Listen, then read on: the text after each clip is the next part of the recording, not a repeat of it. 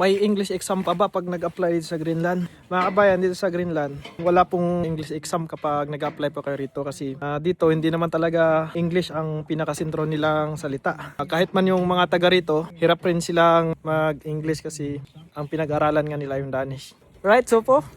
Yes. Yes, yeah. Danish is special. Oh, yeah, Danish. Not English, right? Tingnan mo kabayan kung paano magsalita ng English yung mga lokal rito. Sopo, your son is working in the airport? Yeah. Mm. But today is free. Until 3 p.m? Uh, You're working until 3? not today is he free. Okay. Yeah. Rest day. Yeah. Okay. Pero importante pa rin may natutunan ka ng English kahit na kakunti lang, kahit pa paano magkakaintindihan kayo. Lalo na dito sa trabaho, kailangan na magkakaintindihan kayo. Ito yung mga bahay nila dito sa Greenland, mga kabayan. No? Tingnan nyo.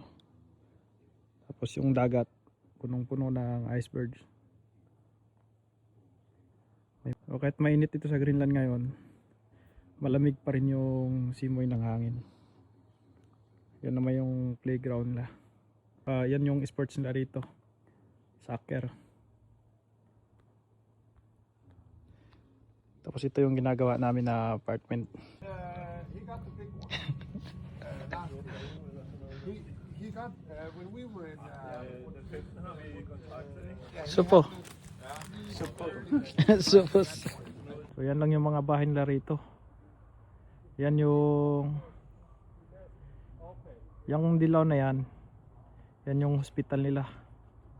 Tsaka itong yung violet na yan, tsaka yung dilaw, kindergarten yan.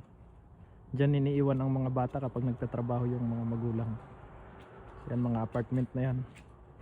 So karamihan nga pala sa mga tao dito, mga kabayan, ay walang sariling bahay. Umuupa lang sila. Buwan-buwan silang nagbayad sa renta sa bahay nila. Ito yung pinaka-town nila dito sa Kakortok. Tapos may cruise ship dyan. Maliit lang siya pero may mga cruise ship na dumadaong dito. Shoutout nga pala ako sa mga Pilipino na nagtatrabaho dyan sa cruise ship na yan, sa icebergs.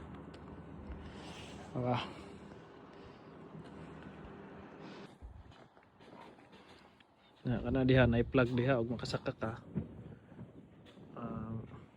Pwede nimo makita tanan sa ubos kay na may telescope sight pod.